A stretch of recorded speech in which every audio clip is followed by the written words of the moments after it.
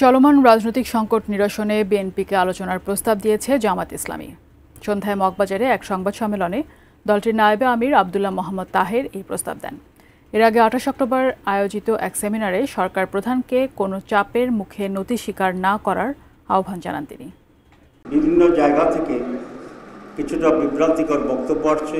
চলমান রাজনৈতিক পরিস্থিতি নিয়ে মগবাজারের আল ফালাহ মিলনায়তনে জামাত ইসলামীর সংবাদ সম্মেলন। এতে দলের নায়েবে আমির ডক্টর সৈয়দ আব্দুল্লাহ মোহাম্মদ তাহের জামাতে ইসলামীকে নিয়ে সাম্প্রতিক সময় হওয়া বিভিন্ন সমালোচনার জবাব দেন।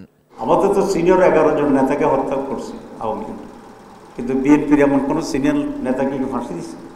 তাহলে ফাঁসিটা খাইছি আমরা, প্রফিটটার প্রফেশন হিসেবে বিএনপি এখন আওয়ামী লীগের ন্যারেটিভ দিচ্ছে। তাহলে বিএনপির সাথে আওয়ামী লীগের জামাতের পোস্টে তাহলে কোনো ডিফারেন্স থাকছে না।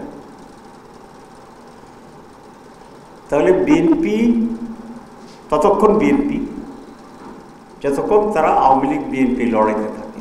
32 ইঞ্চি জেভিকো টিভি এখন মাত্র 15,000 টাকায়, সাথে পাচ্ছেন 3 বছরের প্যানেল ওয়ারেন্টি। এ সময় এসব সংকট মোকাবেলায় বিএনপিকে আলোচনায় বসার আহ্বান জানিয়ে তিনি বলেন, বিএনপি জামাত সমঝোতায় থাকলে বাকি দলগুলো ঐক্যমত্যে পৌঁছাবে। এই মানুষের আতঙ্ক দূর করে কি হবে এটাকে স্পষ্ট করার দায়িত্ব হচ্ছে রাজনৈতিক দলগুলো।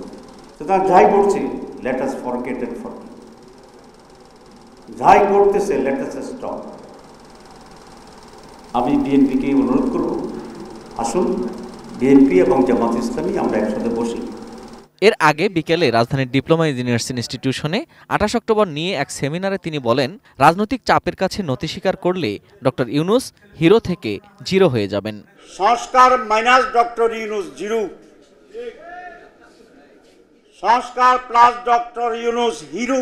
আপনারা বিএনপিকেও খুশি করতে চান, জামাত ইসলামীকেও খুশি করতে চান, অন্য দলগুলোকেও খুশি করতে চান, কোনো রাজনৈতিক দলকে খুশি করার দায়িত্ব আপনাদের নয়। সেমিনারে সংস্কার এবং গণভোট নিয়ে বিএনপির অবস্থানের কঠোর সমালোচনা করেন বক্তারা। বলেন, বিএনপির বর্তমান অবস্থান জুলাই শহীদদের সঙ্গে বেইমানি। বিরোধ যেখানে যা আছে থাকুক, কিন্তু আমরা ফ্যাসিবাদকে, ফ্যাসিস্টদেরকে চিরকবরচনা করার জন্য দেশের স্বার্থে, মানুষের স্বার্থে, ফ্যাসিবাদ মুক্ত একটা দেশ গড়ার স্বার্থে আমরা এই ঐক্য হয়েছি, আমরা নির্বাচনী সমঝোতা করেছি। শেখ হাসিনার কায়দায় কথা বলা বন্ধ করুন, না হলে শেখ হাসিনার মতো আপনাদেরও বাংলাদেশ ছেড়ে পালাতে হবে। Ferdous Rahman, ATN news, Dhaka. বক্তব্য দীর্ঘায়িত করব না।